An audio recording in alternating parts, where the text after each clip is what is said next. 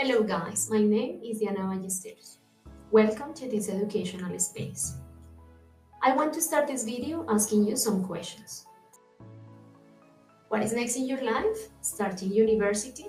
Improving your English? Going abroad to study?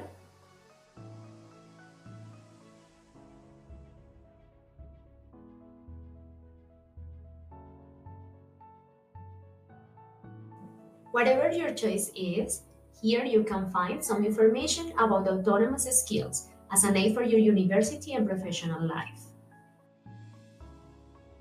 This space will provide you some useful tips to grow as an autonomous learner.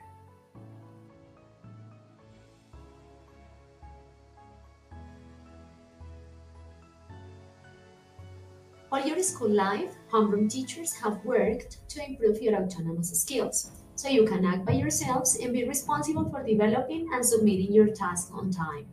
Skills that also will help you in your life since next year. But are you conscious of your autonomous skills? Have you developed them? Do you know which ones you can work on? Have you recognized which ones you need to improve? In which ways are they useful for your learning development? Probably these are some questions you haven't asked yourself. Here, you can get some ideas about autonomy and its skills to take advantage of them.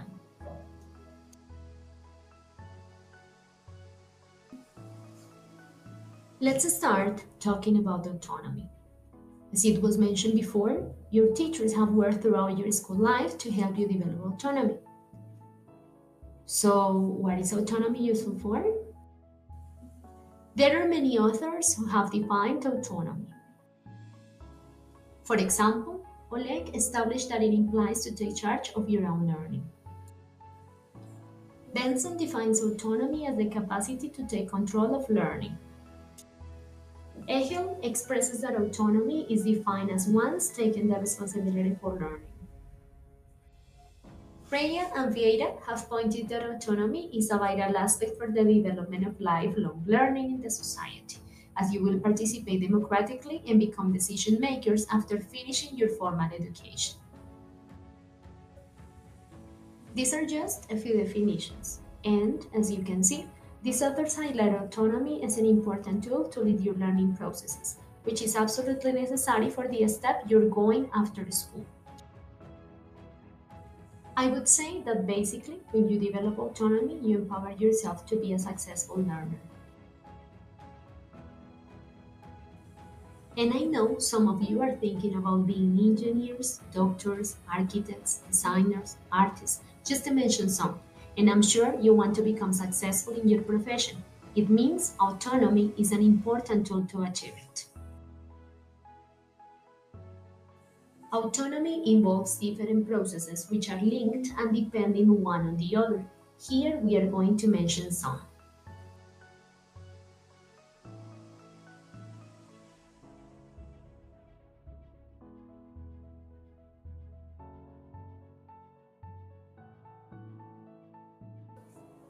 Let's start talking about self-awareness. With it, we focus our attention on ourselves. It is useful to develop consciousness about all that surrounds our learning process. We focus on our learning goals, content of materials we're using, impact of learning in our life, being capable to make links between what we're learning and the world around. Self-regulation. It is related to the influence of external environment by engaging in the functions of self-observation, self-judgment, and self-reaction.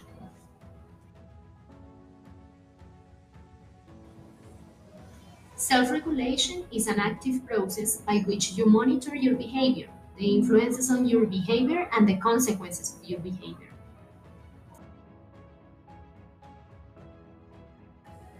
Self-reflection. It refers to the act of thinking critically towards your learning processes. Reflect on how you're doing it.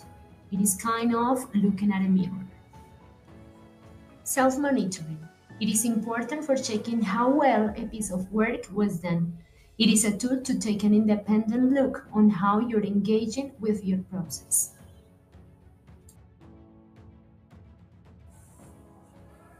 Closely related, autonomy helps develop metacognitive skills, which enable you to understand how you're thinking.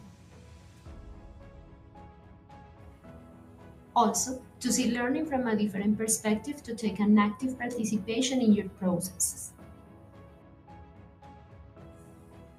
These skills allow you to control your thinking, so you can organize, monitor, and adapt what would be necessary. According to Flau, metacognitive skills entail reflection upon the tasks or processes to select and use the appropriate strategies, which will guide you to address any situation. These are the strategies related to the development of metacognitive skills. In first place, we have monitoring your understanding, recognizing your failures, identifying strategies to help your understanding, adjusting your schedule for learning, keeping the attitude for completing your tasks on time,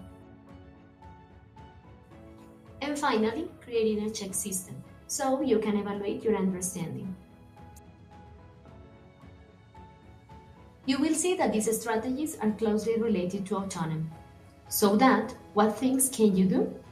To develop autonomy, you can go over these tips, which will be useful to apply in your learning and professional experiences. First, set objectives. Have a specific purpose. Why are you learning this or that? Why are you doing this or that? What is your main goal? Second, plan and organize what you are going to do, even for a homework, for a task. If you organize and plan what you are going to do, it's easier for you to do it. Third, select carefully your information and materials. It's an important step for avoiding going to superficial information or some that couldn't fit your task or purposes. Fourth, monitoring yourselves. Check permanently how things are going on. Is it working? Are you getting the results you wanted? Could you develop it in proper time? Did you have the time to achieve it? Do you feel comfortable the way you're doing it? Fifth, evaluate your process. Did you achieve your goal? What can you improve for doing better next time? These steps will help you be more conscious on your learning process, and if you pay close attention, they are connected to metacognitive skills. In that sense, we can say that metacognition is an important part of autonomy, or autonomy is an important part of metacognition. Little suggests that there is a direct link between metacognition, learner autonomy, and motivation. If you develop an effective autonomy level, you'll feel motivated. Motivation plays an important role when you choose a career or activity to be done the rest of your life. To conclude, probably there are people who associate autonomy with the fact of working alone, probably in isolation. Now, you know that it doesn't happen that way. Autonomy is more an attitude towards learning that doesn't imply being alone. Even, autonomy is helpful to work with others so that you are conscious about your responsibilities and your role within a group. Autonomy is the path to work cooperatively, as well as cooperation helps to build more autonomy. You have the power to guide your life through the path of success. It's just a matter of taking action by ourselves. I hope this video has been useful for you in your learning processes.